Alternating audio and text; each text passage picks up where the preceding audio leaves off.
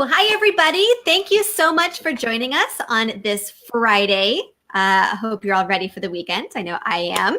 So we are at the end of the second week of the Modern Women's Health Summit. So it's a 3-week event. We are bringing on experts in nutrition and women's health to talk about all different topics that come up when we are trying to be healthy people in this crazy modern world that is really not set up for us to be healthy easily. There are a lot of things working against us, but there's a lot of things that are within our control. And so we are exploring some of those concepts in this summit.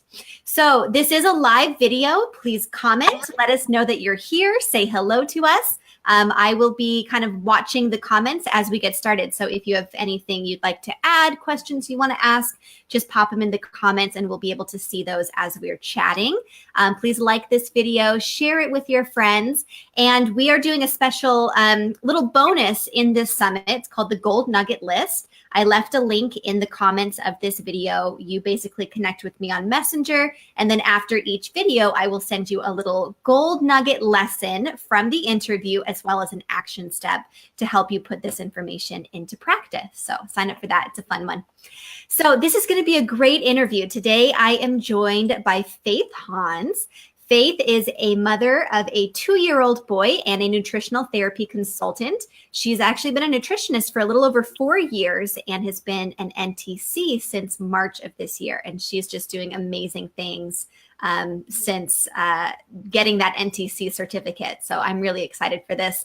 Thank you so much for joining me, Faith. Thank you. I'm happy to be here. Yeah. So do you want to start us off? Just tell us a little bit about how you kind of got interested in nutrition to begin with. Sure. So I grew up in South Texas. My hometown is Corpus Christi, which for like 3 years in a row in high school is actually the most overweight city in the nation. And so just seeing, the majority of the people living there struggling with weight and health issues, that always kind of just stayed in the back of my mind, but I had like no realization, no connection between food and our health. Until high school, I ended up meeting a chiropractor who was very interested in nutrition and whole foods. And so he kind of like put this little seed in my mind about this correlation between food and health. And so it was fascinated me and I learned a lot, but I still ended up going to school to be a pastry major. I took a semester of that and realized it wasn't for me, and I totally switched and went and became a nutrition major. And so nutrition has really been a huge passion, a huge part of my life since high school. So it's just been there. But now as an adult, I'm very passionate about women's health care, advocating for people for overall whole well-being through food, doing preventative measures. I work with clients with weight loss, autoimmune disorders, and women overall. But when it comes to health and nutrition during pregnancy and postpartum, I'm very, very passionate about that. I personally have experienced postnatal depletion. I had a traumatic birth. And so that recovery has been very long. And so seeing this whole other world and having to learn about it and like try to fix and heal myself, I've learned that so many other women struggle with this too. And so how can I help them? How can I be of service? So that's what I'm doing now. That's so great. Yeah, so many of us get into nutrition and health because of our own issues. And it sounds like that's definitely the case for you. And I think that's really powerful because you've been where those women are that you're helping. So you can really connect with them on a deeper level. Definitely. Yes. So we are talking about postnatal depletion. What exactly is that for someone listening who's never heard that term before? Okay, so postnatal depletion, it is a group of commonly experienced symptoms that women can experience once they become mothers. Postnatal depression is actually a syndrome, which means that there's multiple causes to this end effect. So instead of just having one issue that's developed into one problem, there's multiple underlying issues that can lead to the development of postnatal depletion. So what it is overall. Okay, sure. So what are some of the signs of postnatal depletion if someone's wondering if this is for them? How would someone know? Sure. So there's a variety of symptoms, and they also vary in severity. But kind of overall, there is fatigue, insomnia, mood disorders, like a loss of vitality, a loss of self-confidence, self-worth, a loss of libido, different hormonal issues, digestive issues. So it really can vary, and a lot of those symptoms like overlap with what you'd expect a mom to experience anyway. You know, you're up with a newborn, you should be tired. So it's the kind of question, well, how do we differentiate between what's normal and what's not? Right. So how prevalent is this? It's hard to say because postnatal depletion is kind of a new term. It's a new name for a problem that's probably always been around. Mm. So women aren't taught to look out for it and to be aware of it, and practitioners are not either. We're practitioners are taught about, OBs and midwives are taught about mood disorders like postpartum depression or postpartum Mhm. anxiety. And so that's, those two issues can be typically caused by the drop in hormones that women experience postpartum. And so some women can experience either anxiety or depression for an extended period of time or short term, it just depends. But postnatal depletion is so much more than that. So if women aren't taught to look out for it, we don't know if we have it. So I think that most women can experience some sort of severity, some varying severity of it, especially if some women may not even have it in their first pregnancy, but they might have it the second time around with their second kit. So it totally Mm. varies. Okay, that's good to know. Mhm. So when would like most moms realize that something is going on, that they have an issue with depletion? Like, would they notice right away after they have a baby, or does it take a little while to show up? It typically takes a while, but that doesn't mean that mothers can notice something right off the bat and realize something is Mm. off. I feel like for most of my clients, what happens is whenever they have a little bit of time to check in with themselves, like usually once the newborn gets a couple of months older, starts sleeping a little bit longer, they get then those nursing sessions get stretched out, so the mother has more time to herself. Then she's actually allowed to check in and become Mhm. self-aware of these symptoms. So that's pretty common. But sometimes, these symptoms like fatigue and insomnia, you expect to have some sort of issue because you're staying up all night and you're Yeah. stressed or whatever, worried about finances. Um, but then all of a sudden it's like a year postpartum or 2 years postpartum, and you realize I don't feel like myself. I don't have my vitality. My digestive system is still really off, Mm. or cycles are insane now, and they weren't like this before. So like those kind of symptoms take a while to show up and for women to notice. That makes a lot of sense. And I've heard that from a lot of women that, and what you said earlier about sometimes it shows up after the second pregnancy. I've heard women Mm-hmm. say, I was fine after the first one, then all of a sudden, this second pregnancy, I'm just not recovering. So that's kind of what we're talking about here. Definitely. Okay. So you mentioned earlier that it's not like one cause, one problem. It's actually a number of different causes that can manifest like this. Do you want to go over some of the causes of why this shows up for women? Yes. So there's, like I said, a bunch of causes, like contributing factors, but we can kind of touch on the main ones. The first one being like a nutrient depletion and nutrient deficiency. It takes a tremendous amount and a huge variety of nutrients to conceive, birth, and conceive, incubate, and birth a child. And then if a woman is breastfeeding, that need and that depletion of nutrients is just extended, which is Sure. normal. You want to have high quality breast milk, but if the woman is not eating high quality foods or she's supported or well nourished, then that can lead to problems. And so the nutrient depletion is a huge part of it. Sleep deprivation is another. Our body Mm. does a lot of housekeeping while we sleep. For example, our digestive system slows down overnight. What it does is it helps repair some of that digestive lining, reducing inflammation, healing injured and broken cells. But then also that digestive slowdown allows our body more time to absorb nutrients overnight. And so if a woman's constantly getting up throughout the night and her sleep cycle is halted, her digestive system is affected. Same thing with her liver. A liver, our liver does so many different things. It's kind of a heroic organ. But Yeah. one of the jobs is cleaning and cleansing our body of excess hormones. And so during the postpartum period, there's a huge drop in hormones. And so our body is now trying to flush this out and process it. Do we need this amount of estrogen? Do we not? So it's like we're having to process it in flesh. And if the liver is not supported, then that can lead to hormonal imbalances. And then another huge part of this too is our brain. Our brain does so much housekeeping while we sleep. Mhm. our brain cleanses itself of toxins that are accumulated throughout the day and helps damage injured cells while we sleep. And so if we're constantly waking up, our brain can't reset, it can't recover and prepare for the next day.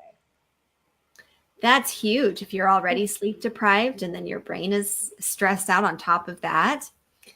For sure. So So this is hard. So, we don't really have time to sleep as mothers. You're having to get up and either nurse a newborn or bottle feed, or, you have to get up early with them because they wake up early and you have all the chores to do. And so it's really challenging not to, getting enough sleep. And a lot of women don't feel like they can take naps during the day because they have a huge pile of laundry. I mean, it's just kind of this issue.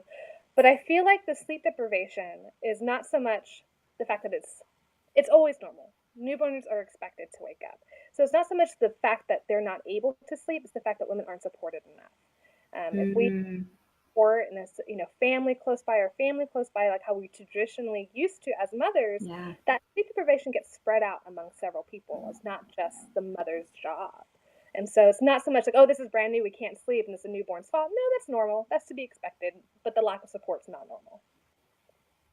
Yeah, that's a good thing to distinguish for a lot of people. And I know we're going to talk about some preventative measures later, so I'm sure we'll touch on that again. So let's go ahead and jump into that. How can we prevent this? I know you talked about nutrient deficiencies, and that makes a lot of sense. Like if you're dealing with sleep, and one woman who has a really robust nutritional stores in her body is, really healthy to begin with, is going to have an easier time managing some of that afterwards than someone who's already depleted. So what can women do to prevent this going forward? If we have someone watching who's planning on having kids in the future, can they do anything to kind of build themselves up? Absolutely. And that's the good news. The good news is that we do have power to prevent this. And if we do develop it, we have power to recover. But to prevent postnatal depletion, one of the most basic things you can do is make sure you eat a nutrient-dense diet. So one that's rich in a variety of fruits and vegetables, quality meats, quality, all of that's incredibly important. Making sure that her digestive system is functioning appropriately to make sure she's absorbing those nutrients, make sure that she has stress management habits in place. All of that, making sure that her hormones are regulated. If the woman was on birth control before going into her pregnancy, making sure that she's not depleted from the pharmaceuticals. All of that are things that need to be considered. What was her childhood like? Was she stressed? Did she have something traumatic? Does she need to be addressing already depletions that are already there to begin with before getting pregnant? All of that's like groundwork. Yeah, that makes a lot of sense. And it's especially if we're dealing with something that is not a one cause, one problem situation. If there's multiple different causes, then you need to be looking at, holistically the whole person and what's going on with their body and their history. And that makes a lot of sense. So you mentioned earlier the brain and the brain being able to cleanse itself. So I've definitely heard the term mommy brain. A lot of women deal with that after having a baby. How does that play into all of this? So mommy brain should be normal, at least for a certain period of time. What happens during the pregnancy is that her brain literally gets reprogrammed. There's portions of her brain that increase in size. A good example of that's the amygdala. And that portion of the brain deals with our interpretation of nonverbal cues of those around us. So facial expressions, body language. It also helps increase our senses, so like our sense of sight and smell and taste. So that's normal. And so the purpose of the amygdala increasing with neurons is that the mother needs to have the ability to understand her newborn's nonverbal cues. Looking at the shifts, the squirms, the grumbles, all of that varies, and it requires interpretation because that baby can't tell you what it needs. Right. But the mother has this this intuition. And a lot of that is because her brain has literally changed. And so that mommy brain, where her cognition, the way her brain interprets information actually slows, so then she can better interpret those symptoms, those signs around her. So that's normal. The fact that, you're kind of foggy, you lose your keys, you walk into a room somewhere and you can't remember why you walked in there to begin with. Like for a certain period of time postpartum, that's relatively normal. But if those symptoms are really severe or they stick around for a while, Mm. not normal. That's an indication of different nutrient deficiencies. One in particular are omega-3 fatty acids. So, DHA is a huge one. Yeah. During the pregnancy, the fetus needs a huge amount of DHA. It's used to develop the brain, eyes, and central nervous system. But then even postpartum, if the mother is breastfeeding, that newborn's needs of DHA only increases. It's just a tremendous, Mm-hmm. tremendous amount of DHA. But if the mother is not eating high quality wild caught fish on a regular basis, the only place her body stores DHA is her brain. And so if you were to weigh the brain, about a third of it in dry weight would be DHA. So she's, Really? isn't that, it's just a huge Yeah. amount. And so literally she's giving away pieces of her brain during the pregnancy and then postpartum in her breast milk to that baby. Wow. So that's a huge, huge contributing factor to mommy brain. Same thing with sleep deprivation. If you can't cleanse those toxins, if you can't heal those cells, all of that kind of stacks up. That's so interesting to know. And I feel like that's a great way to reframe how women approach mommy brain, because all the women that has mentioned it to me, there's so much pressure on women to begin with, to have everything, to have a great family, to have a great career, to be fulfilled emotionally and spiritually, and to help other people feel fulfilled emotionally and spiritually, to have a beautiful kitchen, and to, there's so many things. And so when you can feel like you're losing your mind, and you can feel less than if you feel like you're just not able to keep up. And so explaining the physiology behind what is actually happening in your brain is a totally different way of looking at this. You are not less than, you are not losing your mind. I mean, you might be losing, some of the nutrients in it, but that's such a different way to think about it. And it's such a beautiful thing that we're able to do as women to, provide those nutrients to our children. Yes, it is a beautiful thing. It's supposed to be that way.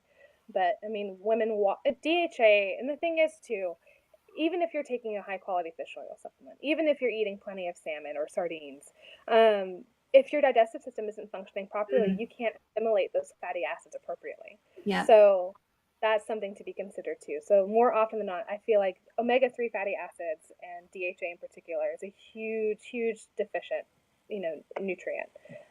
But yes, you're absolutely right. Moms, they aren't losing their brains. I mean, like you said, they're losing nutrients of it, but it's all physiological. They're not imagining it. It's not their fault. It doesn't matter. Their house isn't like a Pinterest board. Yes. Your house should not look like Pinterest. That is not a real thing. So I'm curious, you mentioned eating wild caught fish. I was going to say salmon, but probably a lot of different kinds of fish. Do you have a guidepost that you give to women about how much? Like if someone's wondering, a lot of women don't eat a lot of seafood in the first place. And so if someone's really trying to build up their stores of DHEA, if they want to be able to breastfeed for a long time, how often do you recommend that women be adding that kind of thing into their diet? So when it comes to supplement recommendations, it's definitely an individualized take because it's easy to take too much. It can interact with different medications. You just have to know all those pieces. But when it comes to eating fish, I feel like getting that omega-3 in a whole food form is relatively safe. So I would say anywhere from 3 times upwards a week, which of course that can get pretty expensive pretty quickly.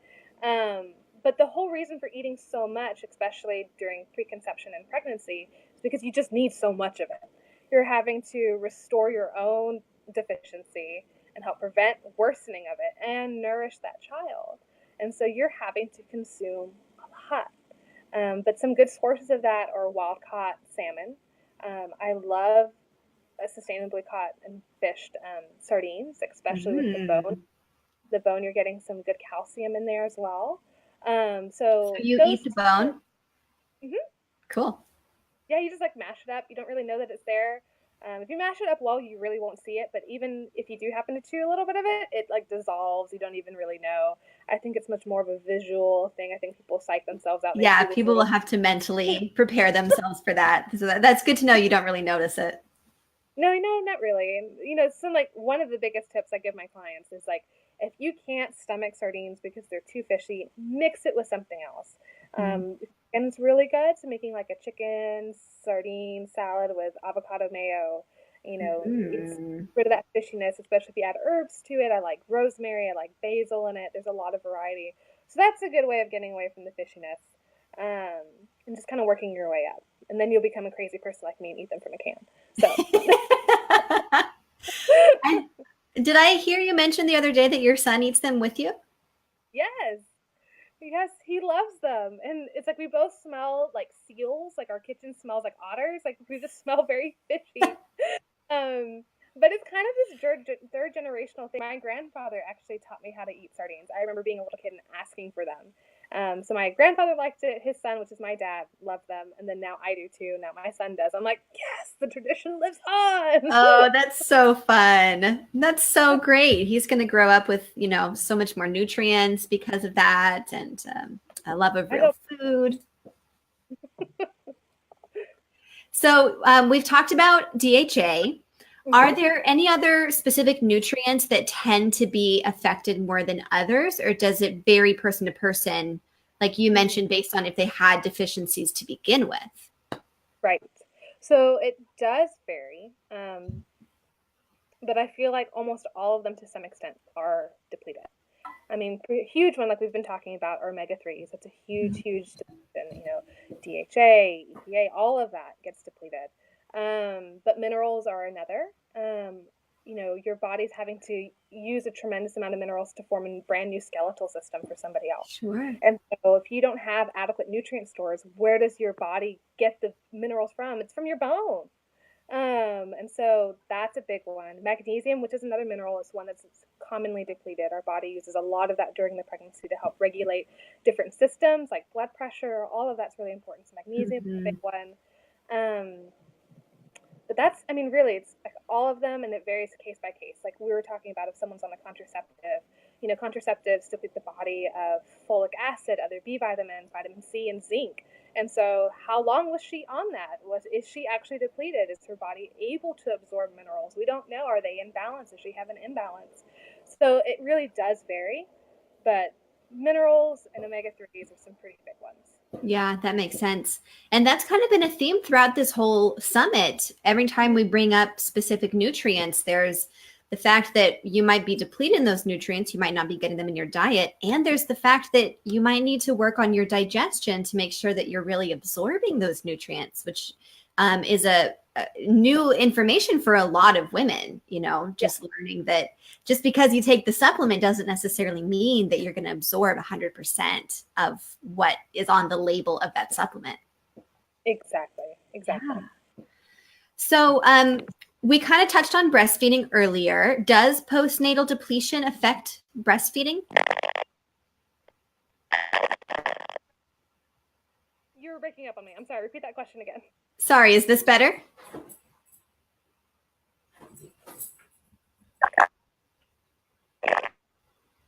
I think we're having sound issues. Can you hear me? I can only hear a little bit of you, and it's coming through kind of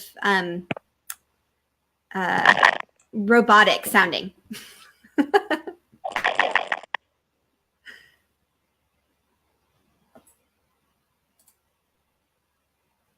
There we go. Are you still there? All right, bear with us, everyone. We're working through some internet. I think you're coming back a little bit.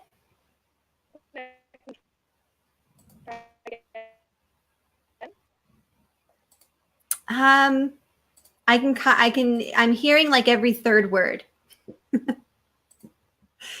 Bear with us, everyone. We're having major rainstorms in Austin, and I know my internet was being a little wonky yesterday.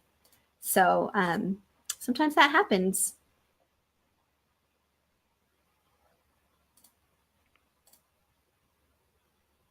Are you still there, Faith?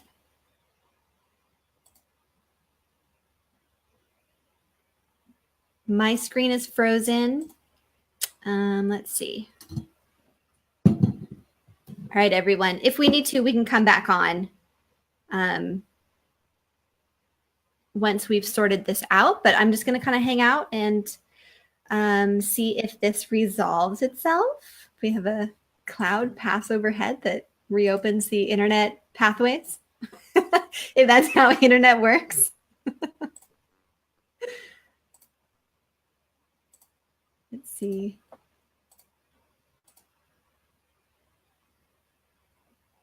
Okay. All right. Hi, everybody. So I'm still here. If you are watching, if you want to hop into the comments, say hello.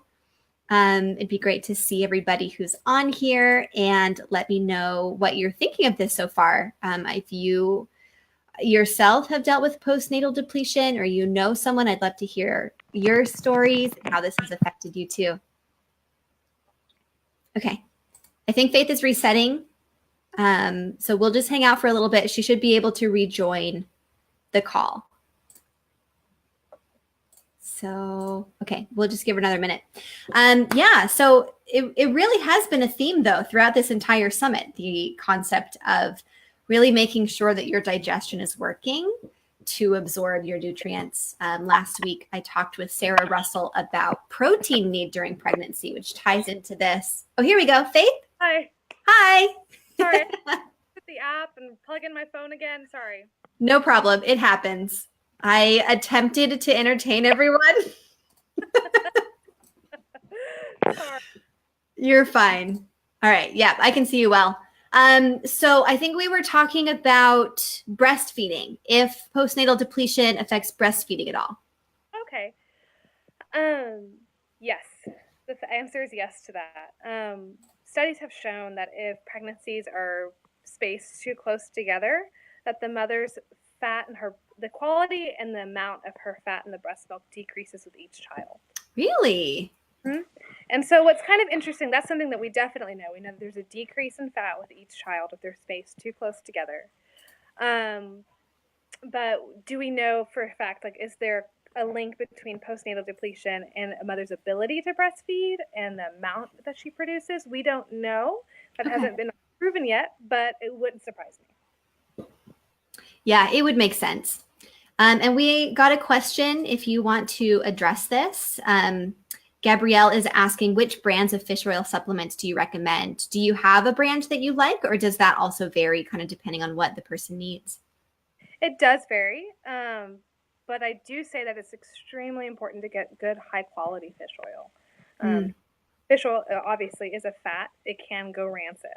If it's not produced appropriately, if it's not stored appropriately, I think one that's really accessible for people without having to spend a whole bunch of money or like order something online through like a very specific doctor nutritionist is Nordic Naturals.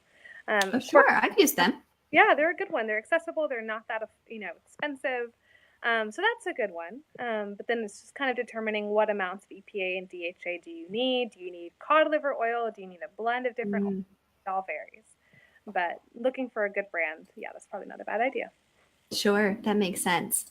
And I know Nordic Naturals has a pretty wide option base depending on what you need and what you're looking for. And even if you like the flavor, I think they have a lemon one that I've tried before. So anyone out there who's like, I don't know about this, they have some flavor options for you. They do have options for kids too. They have little soft gels, like chewable soft gels for kids. Or they have, and I've used them for my son, and I'll hide them in like smoothies, or if I make him like cassava flour waffles, I'll literally like just drizzle it on there and it tastes like berries and he doesn't know the difference and he's getting a big dose of fish oil and I win. He doesn't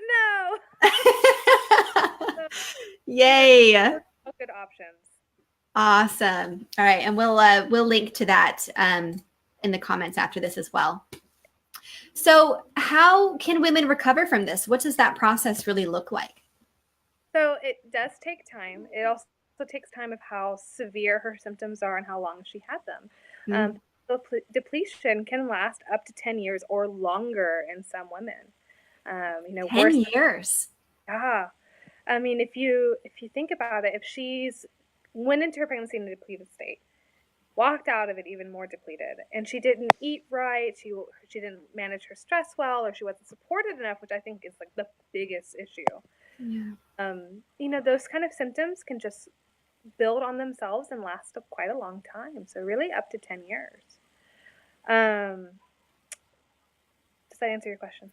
Yeah. And so the 10 years, is that if you aren't really focused on this, like, is that just the natural progression of kind of the standard American diet for someone to regain their nutrient levels? Or is that even, if you are working with someone and you are taking fish oils and you're figuring out what you need, is there a process where you can shorten that? So, yes and no. If a woman's not taking care of herself, then yes, it can definitely last longer. But if a woman had either she had her children very, very close together and she didn't recover between any of them, that could extend her recovery. Or if the woman had a traumatic birth, that can extend her recovery as well. So that's something I've even experienced. I mean, knowing what I know and eating what I eat and taking care of myself the way that I do, 2 years out, I'm still recovering. I think kind of the standard, even just for a normal birth and a normal pregnancy, is about a 3-year recovery. So if you can imagine if she had a difficult pregnancy or a difficult childbirth or postpartum period, if there's something really stressful that happened after, then yes, that can definitely affect her well-being. That makes sense. So what are some common misconceptions that you see that people have just around postpartum recovery in general? That it shouldn't take very long to bounce back. I mean, you're taught and told, like, hey, you're eating for two during your pregnancy. You can eat whatever you want. It doesn't matter. And then postpartum, they're like, you know what? We need you back at work next week. We want you fitting in a size 4 dress so you can look beautiful and look appropriate for society. That's a huge misconception. Yeah. Another is that, she doesn't need support, that she does. Women need help. And also the idea that just transitioning to a mother role is easy. She's Yeah. this whole new job, this whole new perspective. She's this whole other person that she wasn't before. So she's having to relearn who she is as a person, as a mother, as a wife, as a partner. All of that takes time. And so allowing her the space and the ability to grow into that position, to that role, and finding her groove, that takes time. And the fact that it's, women have been doing this for millennia. This should be easy. Why are you struggling kind of mindset? Yeah. That doesn't make sense. Like I said earlier on, postnatal depletion is just a new word for a topic, for a problem that's probably always been around. So, I think that women should be informed and should know that if something happens like this, if they don't feel like themselves, it's not their fault. But there are things that you can do to address it. You can recover. It is possible. Just take some help sometimes, and that's okay. Yes, and it is okay. And part of being supported, I think, also is making sure that you have a team of professionals who can help you. You have a good OB and you have a good doctor, and you're working with someone like you who can assess nutrient status and help someone figure out, how much DHA do you need? Do you need some EPA? Like, what are these specific? Do you need to work on your minerals? Just getting some really personalized recommendations sounds like it can be huge, just to shorten that recovery window, to really make sure that you're supporting your body and what it needs. Yeah, it can be a game changer. Yeah. So are there any certain foods that you encourage women to prioritize? Like, are there, postnatal superfoods we need to know about, or certain ways to prepare your foods that can help with something like absorption? So eating good quality ingredients is like step number one. If you can afford it, which is tough, then it kind of just boils down to what can you do and what's most important for you. But eating good quality meat, grass-fed meat, pastured chicken, pastured eggs, grass-fed butter, cod liver oil. I think we're pretty common with the concept that grass-fed butter is high in vitamin K and cod liver oil is high in vitamin D, and together they work for absorption of each other. Yeah. So using foods like that to where it's like they're functional foods is really appropriate. Making sure you're eating wild caught fish. But when it comes to like preparing foods, without getting too deep off the deep end with this topic, like one like really accessible step that women can do is to make sure that you are actually cooking your vegetables. Eating raw vegetables can be really challenging for anyone's digestive system. Doesn't matter if you're a man or a woman, but particularly for a new mom, her digestive system is compromised. And so making sure that you are allowing, yourself to eat easy to digest foods. And so cooking your vegetables and breaking down those cell walls actually help with the nutrient absorption and assimilation. And so if a woman, even if she's not a brand new mother, but she's still having digestive issues, continuing to cook your vegetables, simmering them in bone broth, sauteing them in good quality oil is a really helpful thing to do. Gabrielle just pointed out that we can only see about half your face. I've been looking at what I see on my end. If you want to just move so you're more in the center.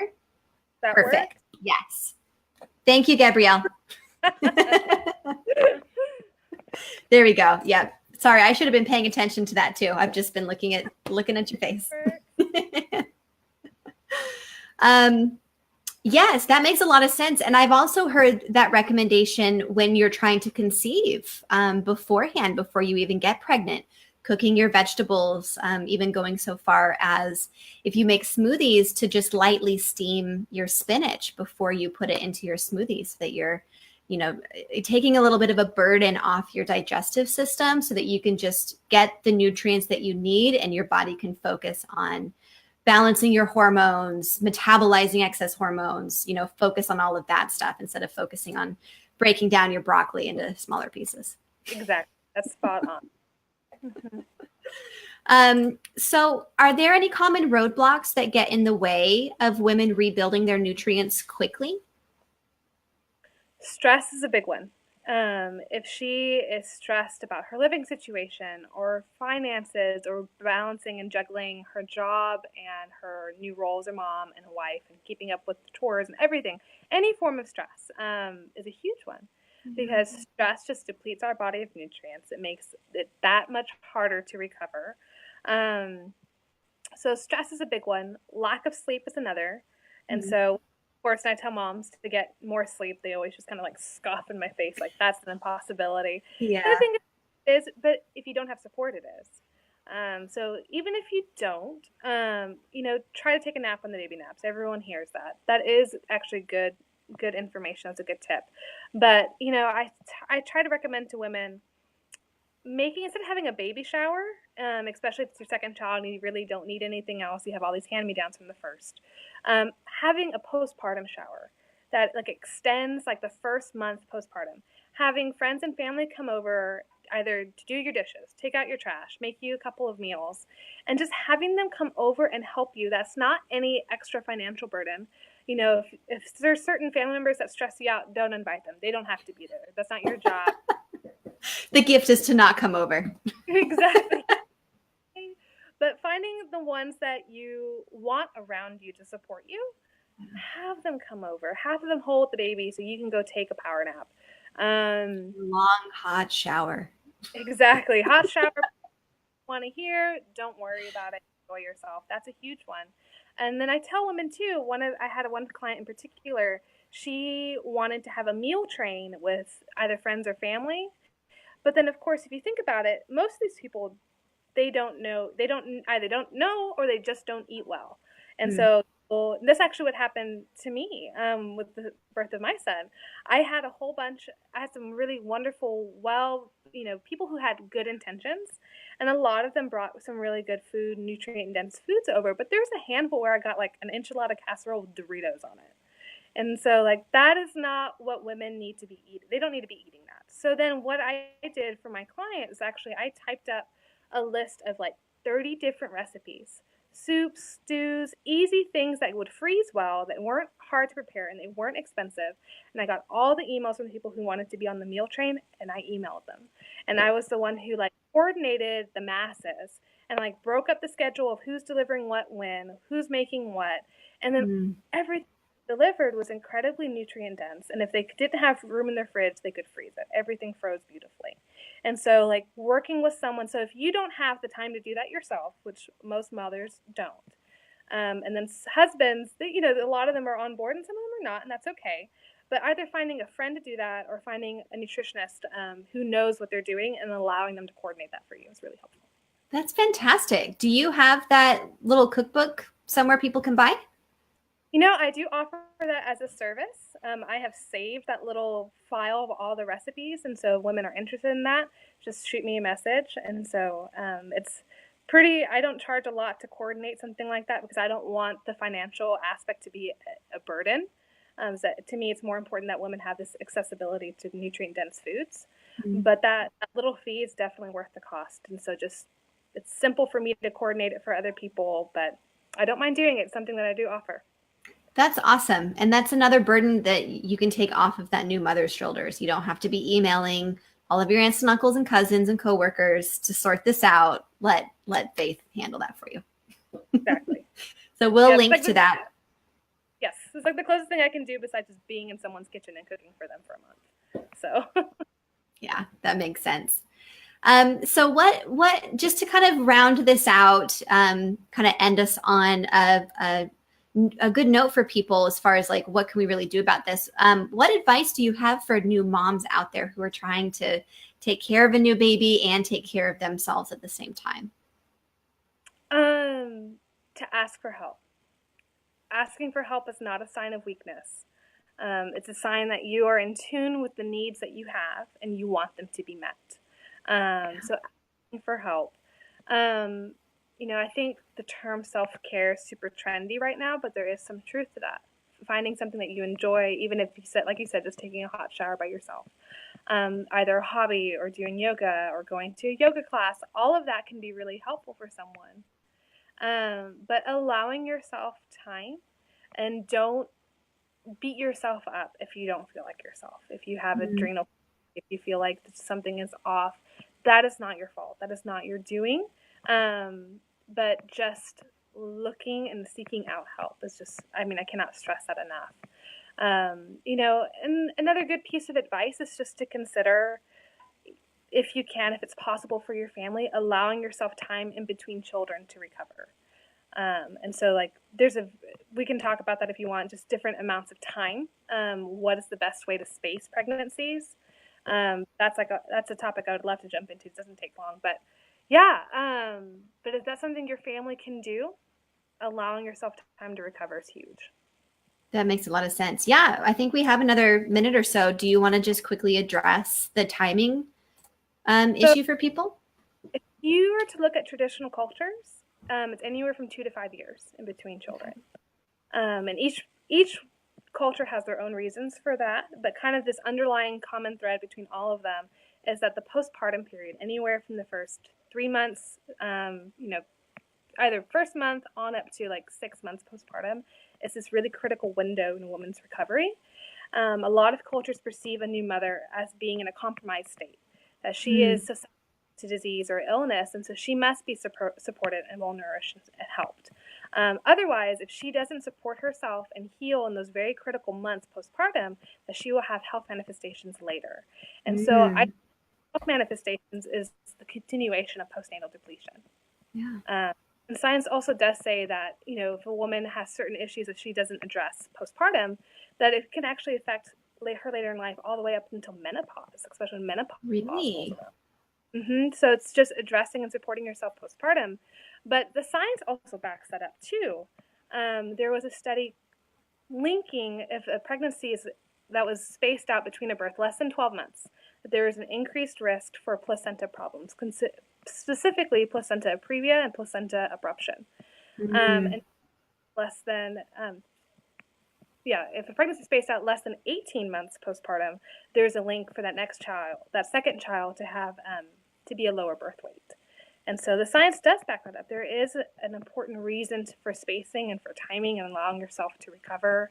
But there was one, I think the most interesting study that I read, I'd be happy to link that, was talking about, they looked at developing and developed countries, and they came up with the number that 5 years is the best time in between children, not only for the mother's health, but for the child as well. So mother, neonatal, infant, and child, because that child is a little bit older and more independent, and so they're not having to compete with the parent's attention with that brand new newborn. So it affects the child as well and their emotional well-being.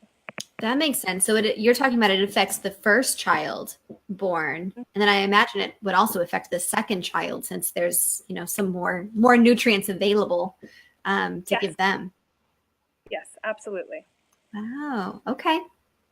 Yeah, that's good to know. And that's another great thing for people just to have in the back of their mind as they're, more and more people are becoming aware of just the idea of preparing for pregnancy, having, even 2 or 3 years before you start trying, where you're building up your nutrient stores, you're figuring out what's going on with your health. And so thinking about the timing can be really helpful too. It sounds like just to make sure that you're healthy. And if those studies are going all the way forward into when you're menopausal, I mean, that's a great preventative measure that you can give your future self to just help that transition be easier once it does come around.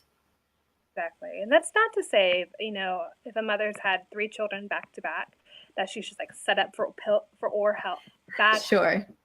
later in life. But that's not always true. I mean, you can still support her. She just probably needs more attention. That's all. So it's not a deal breaker. It's just a better preventative measure. Yeah. And it just means that you might need to, dig a little deeper into what's going on with your health and get some specific recommendations and figure out what's really going on. Exactly. Yeah. Well, thank you so much for all of this. This has been absolutely fantastic information. I feel like this is a topic that not a lot of women know about, even though we have all heard of mommy brain. We all know how exhausted women can be after they give birth. But the idea of just postnatal depletion, that you have been depleted in nutrients, is not very commonly talked about. So I really appreciate you coming on and shining a light on that. Thanks for having me. Yeah. So before I let you go, it's October, Halloween is coming up. And so I'm asking everyone in the summit to share a little tip or trick or something for our listeners to have just a little bit of a healthier Halloween this year. Sure. Well, I have 2. One of them is go allow your kids to trick or treat if that's something you want to do. But just have them pick out, 5 candies that they can spread out over the next week. And they take everything else and you either chunk it or donate it. But just letting them have their Halloween fun and go trick-or-treating, I think it's fun if that's what your family wants to do. But then secondly, I've actually made a recipe for caramel apples. And so it is a sweet, sugary dish, but it's at least a minimally processed sugar and sweeteners. And it is still whole food. So it's definitely a treat, but it's a relatively healthy one. So that's a lot of fun. And I've made the recipe, and I'm sure we'll share it after the video. Yes, I'll link the recipe. For anyone who is on the Gold Nugget list for the summit, you'll get the recipe that Faith shared on the messenger.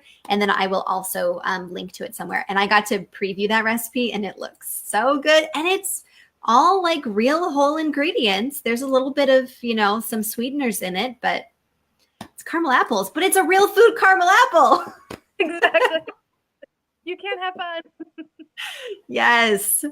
All right, everybody. Thank you so much for joining us. To everyone who was on live, thank you so much. It was really great to have everybody interacting, and I hope that this was helpful for all of you. So stay tuned in the summit. Next week is our final week, and we are talking about some really great topics. We're going to be talking about weight and body image. We're going to be talking about minerals and adrenal fatigue, thyroid issues. We're going to be talking about the microbiome and autoimmune disease and the link between the two.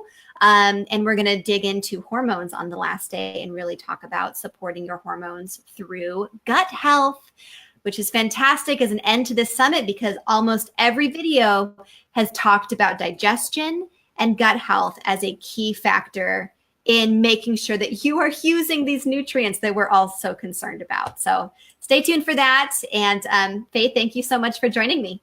Thanks. Y'all have a good day.